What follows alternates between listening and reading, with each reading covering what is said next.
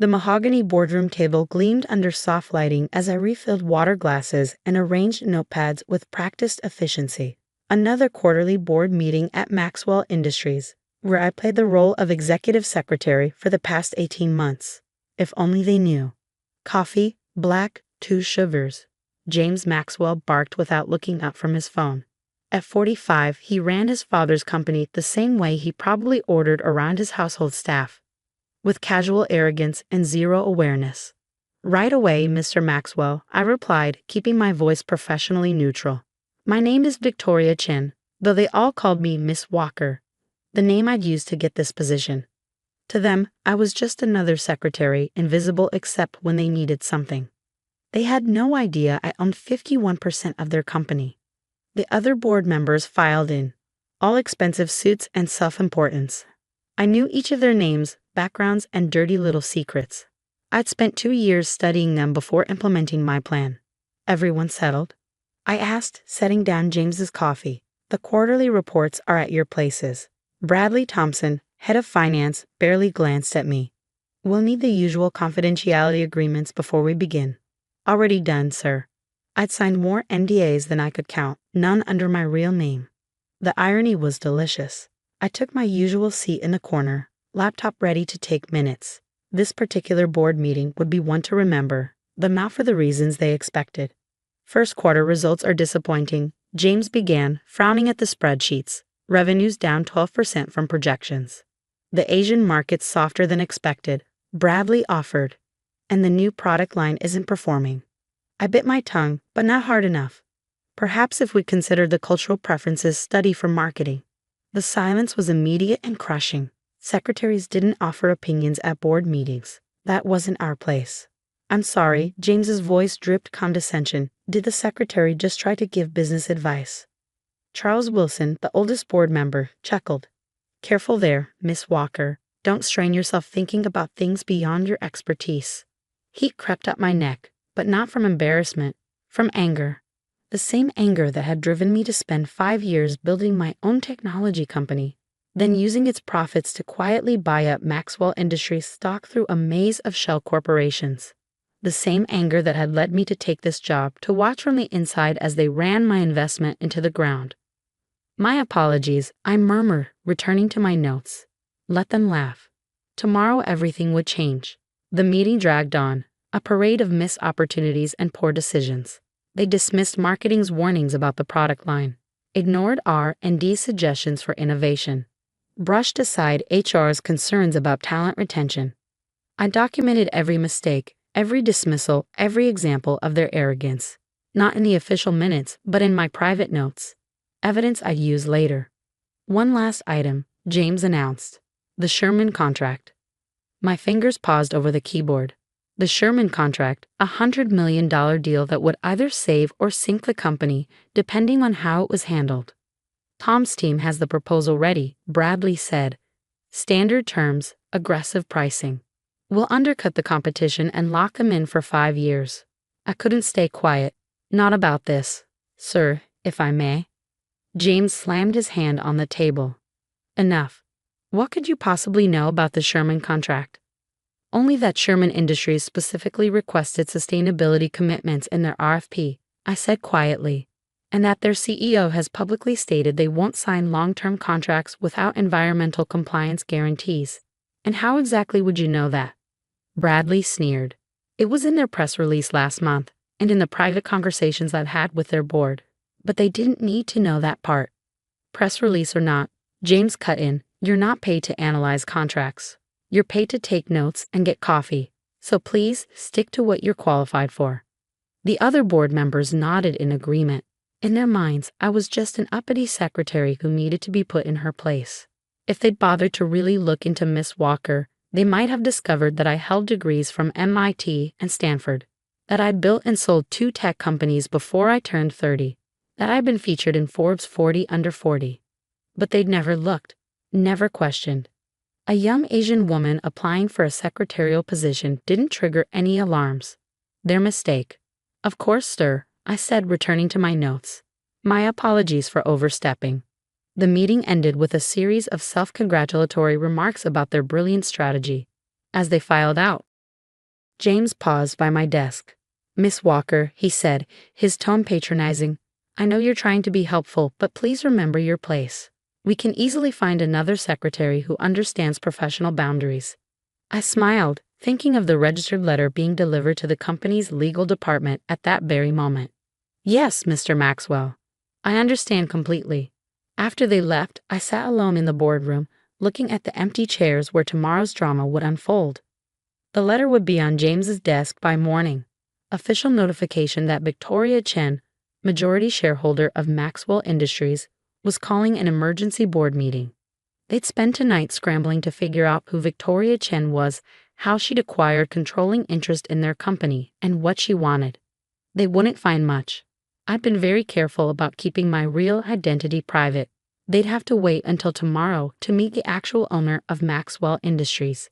I gathered my things, straightened the chairs, and turned off the lights. One last day of playing secretary. One last day of being underestimated and dismissed. My phone buzzed. A text from my lawyer. "Documents delivered. Everything's ready for tomorrow." Perfect. I took one last look at the boardroom where I'd endured 18 months of condescension and discrimination. Tomorrow, these same chairs would host a very different kind of meeting. Tomorrow they'd learn that the secretary they dismissed owned 51% of their company. Tomorrow they'd understand exactly how badly they underestimated me. But tonight, I had one more pot of coffee to make, one more set of notes to file, one more day of invisible work to complete. After all, a good secretary always finishes her tasks before moving on to bigger things.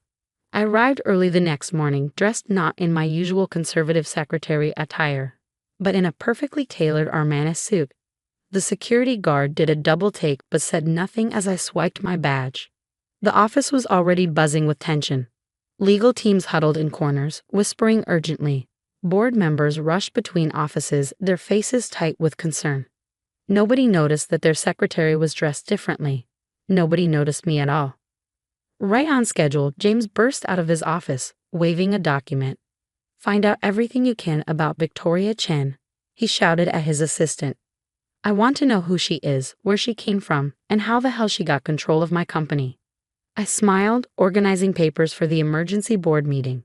They'd spent all night searching, finding only what I wanted them to find, a successful tech entrepreneur who quietly amassed Maxwell Industries stock through various investment vehicles over the past 3 years. What they hadn't found was the connection between Victoria Chen and their unassuming secretary, Miss Walker. At 9 a.m. sharp, the board members filed into the conference room. Their usual swagger was gone, replaced by barely concealed panic. "Coffee, Mr. Maxwell?" I asked sweetly. He waved me away, absorbed in his phone. "Not now. We're waiting for someone important." "Yes," I said, checking my watch. "You are." The room fell silent as I walked not to my usual corner, but to the head of the table. I placed my laptop down and opened it, displaying the presentation I'd prepared. "What are you doing?" Bradley demanded. "This is a private meeting." I smiled, removing my glasses, the plain ones I'd worn as part of my disguise. "I know. I called it." James stood up, his face reddening. "Miss Walker, you need to leave. Now, this meeting is for—" "My name," I cut him off, "is Victoria Chen, and I own 51% of Maxwell Industries." The silence that followed was absolute. I could almost hear their brains short-circuiting as they tried to process this information. That's impossible," Charles Wilson sputtered.